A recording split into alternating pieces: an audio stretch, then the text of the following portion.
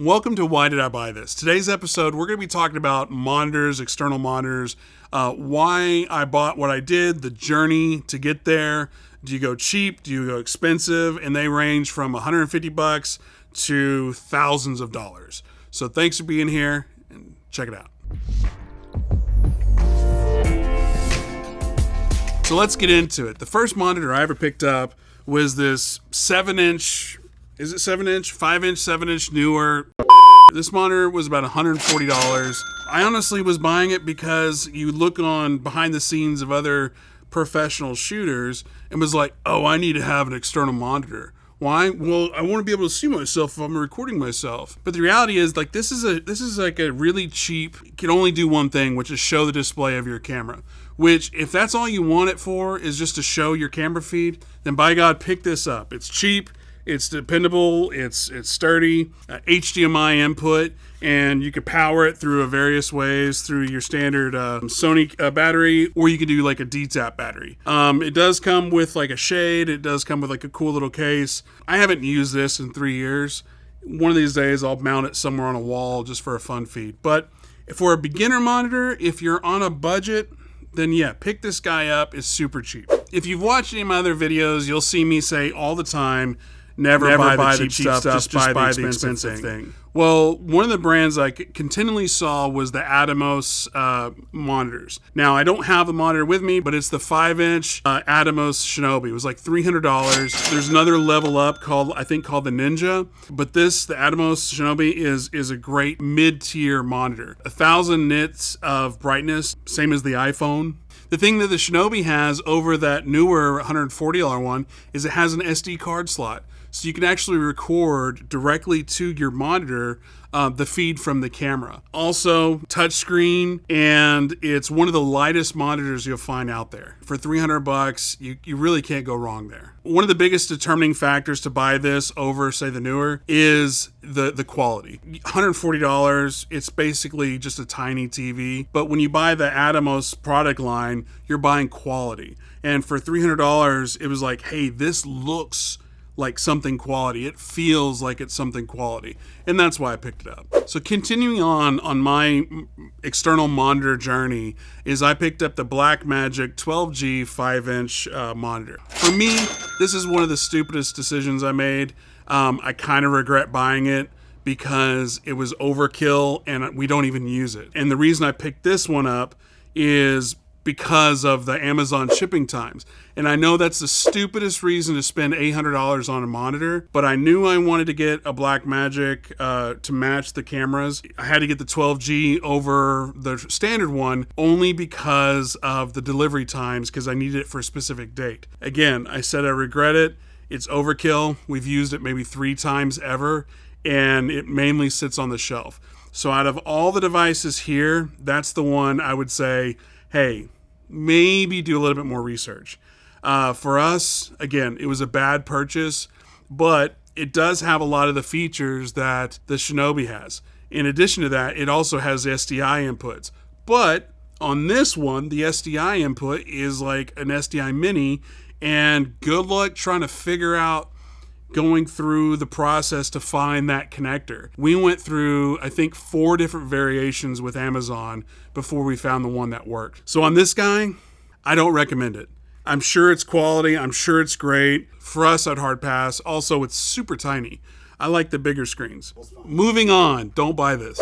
You know, I already said I spent $800 for the Blackmagic for this guy, when you could have spent $850 for the small HD one. Now, this one is so much better, in my opinion, than this one.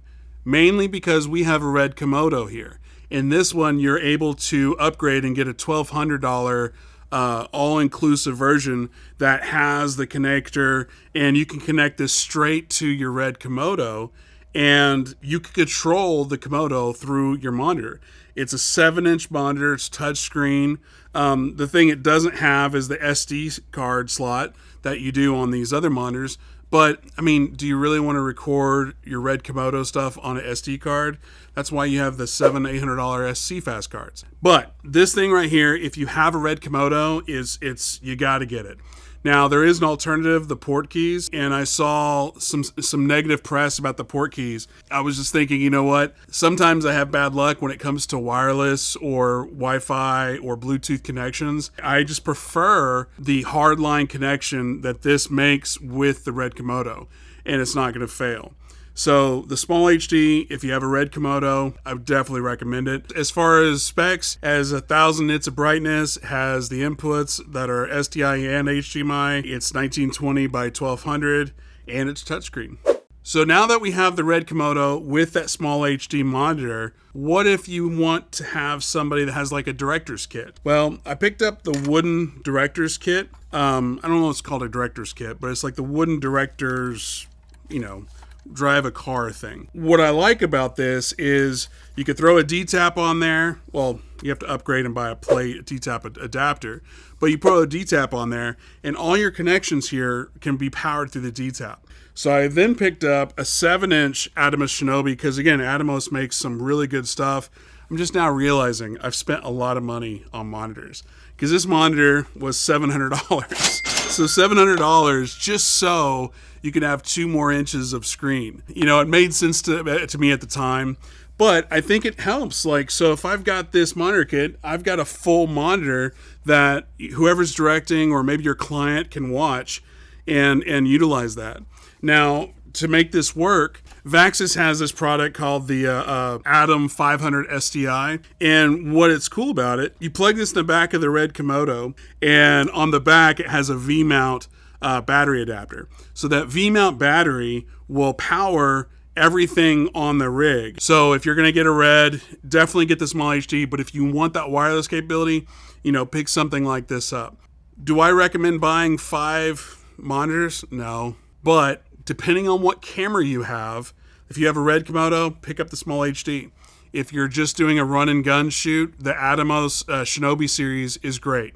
Now, if you want a bigger monitor, the 7 inches is, I love it, but sometimes you do need that smaller form for what you're trying to work with. If you have the money, I would highly recommend looking into the DJI transmission combo. $2,500, you get a case, you get the receiver, you get the monitor, you have really good quality, and you can buy additional options to where you can control your cameras with the little joysticks on the side. Now, do I have this? No. Do I want this? Yes. Can I justify buying it right now? No. Not when I have 5, 6 other monitors on the table. But if I was in a position right now and I needed a monitor and I wanted a one solution option for all the cameras, then I would highly recommend looking at this DJI transmission combo. Mainly because you get a high quality monitor and it's wireless. So, conclusion. I spent way too much money on monitors. Until we did this video, I had kind of put it in the back of my head. When you realize how much money you've spent on stuff that you don't necessarily use anymore, it's kind of painful. Because right now, the only thing we really use is the small HD monitor paired with the Shinobi 7-inch. What do I recommend? Well, I would recommend really identifying what you're going to use it for. What are you trying to do? Depending if you have no money, I'd pick up the Shinobi, the 5-inch Shinobi, $300. And if I have a ton of money, I would pick up the DJI transmission combo. Now, if I had a ton money, maybe I do the small HD. If I had a Red Komodo, maybe I do the small HD and the DJI. But now we're talking in fairy tale land where money just falls on trees. Anyway, I hope you like that. I hope it was informative. I hope you get to see the journey of buying gear and how gear is not always the end-all be-all solution. Gear means nothing. It's all about the story. Don't do what I did. Just go do more research on what you're going to buy. That's what this series should be called. Don't do what I did. Instead of why did I buy this, don't do what I did. Anyway, thanks for being here. Hope you like it. Click like, subscribe, watch the content.